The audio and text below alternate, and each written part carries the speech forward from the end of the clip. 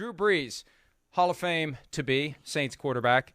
He believes the offense is set up for success with Jameis Winston. Well, they did try to get Deshaun Watson.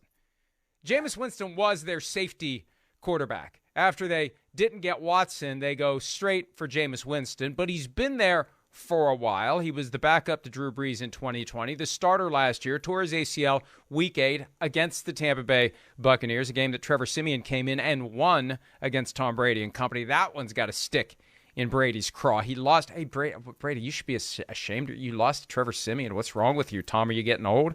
But Winston back, and now he's got 2 more years with the Saints. And, hey, look, I think that Winston has a lot of work to do to run the offense the right way. We assume it's going to be the same offense. There's no reason to believe it won't be, with Pete Carmichael still there and most of the coaching staff still there. But, Myles, Winston brings a deep ball to that offense that Drew Brees didn't have late in his career, if he ever did. But mid to short range, that's where Winston has to improve his accuracy, and he acknowledged that recently. He needs to work on his accuracy mid-range.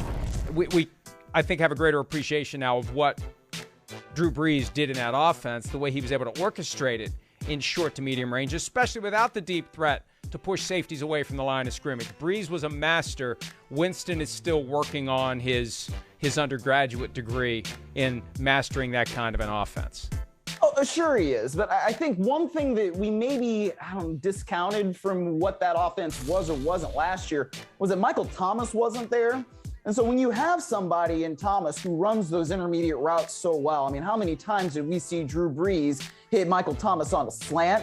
I think that that's really going to help Jameis Winston. And so depending on how many reps he can get with somebody like that in the offseason program, in training camp, those kinds of things are going to help him. And he also acknowledged that he's got to use Alvin Kamara in the underneath routes more as well. So Dennis Allen last week was talking about how he's got faith in Jameis Winston because of that 14-3 touchdown to interception ratio. And that's something that obviously Jameis Winston had to improve at. You can't have 30 interceptions and then still expect to be a starting quarterback in the National Football League, especially because guys are just taking care of the football so much better than they may have in the past. But Winston isn't even 30 yet. And it feels like he's been around forever since he was the first pick in that 2015 draft. He's going into year 8. He is set up pretty well for some success now, and I guess we'll see if he'll be able to do it, but it is going to depend on whether or not he can really truly adapt to what this offense is and to what Pete Carmichael is going to be putting into his ear every single play. And there is a caveat as it relates to Jameis Winston. Not that he has to worry about Blake Bortles. He was released today at his request. I have a feeling the Saints were surprised to learn he was still on the roster. So, yes, they let him go. That was a funny but tweet. I do think there is something to this possibility that the Saints' decision to pick up a second first-round pick this year, then have number 16 and number 19 in round 1 after doing the trade yesterday with the Eagles, that could be the first step toward potentially making a move into the top 10 to get ahead of Carolina and Atlanta to get a quarterback. We're going to talk about Kenny Pickett coming up. That could be who they're targeting, maybe Malik Willis. We hear in the months before the draft that there aren't enough good quarterbacks and nobody really merits being a top 10 pick. That's all well and good until you have teams that don't have a quarterback and are desperate to find one, and we've made it through free agency and trade season. So what are you going to do? You're going to draft him in round 1, and you're going to see quarterbacks get overdrafted like they often are. So I'm very fascinated about what the Saints may do, and it could be that Jameis Winston ends up being the guy who is the short-term number 1 and then becomes the subject of all sorts of, well, how long is he going to be the quarterback, and will he yield to the rookie, whoever the rookie may be, if that happens. They're paying him pretty well, not great money. They're paying him pretty well, but not so much that it would be odd if they draft a rookie and work him into the mix sooner rather than later, Myles.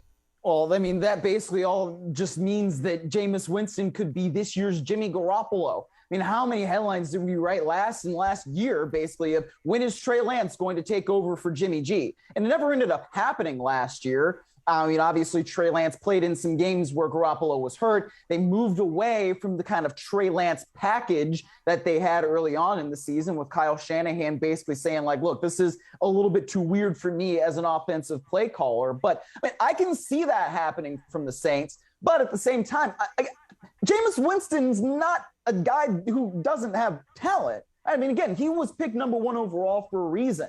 You know, he led the league in passing yards in 2019. And again, yeah, he threw for 30 interceptions. And whenever you throw for 30 interceptions, that's going to negate a lot of the other things that you've done. But again, he threw for 5,100 passing yards that year. So Winston's got a lot of ability. And frankly, I would rather see Jameis Winston than some rookie who's coming in this year with the New Orleans Saints, in part to be what you mentioned at the top of the show, that they could be a disruptor in the NFC. Like I personally think that Jameis Winston gives them a much better chance to be one of those teams than maybe, say, like Kenny Pickett or whatever rookie quarterback they might be inserting in there. And that would mean then that the Saints have done the various permutations on the mock drafts, and they've decided they'll get impact players at number 16 and number 19 who can help them right away as they try to keep up with the Buccaneers and maybe make a move toward the top of the conference. The expectations are going to be, I don't want to say low, they're going to be vague. They're going to be uncertain for the Saints this year. Yeah. And they've got the potential to be good. They've got the potential to be bad. We'll see what they do with Dennis Allen in and Sean Payton obviously out. Hi, I'm Mike Tirico, and thanks for watching. Make sure to hit subscribe for the latest news and highlights from NBC Sports.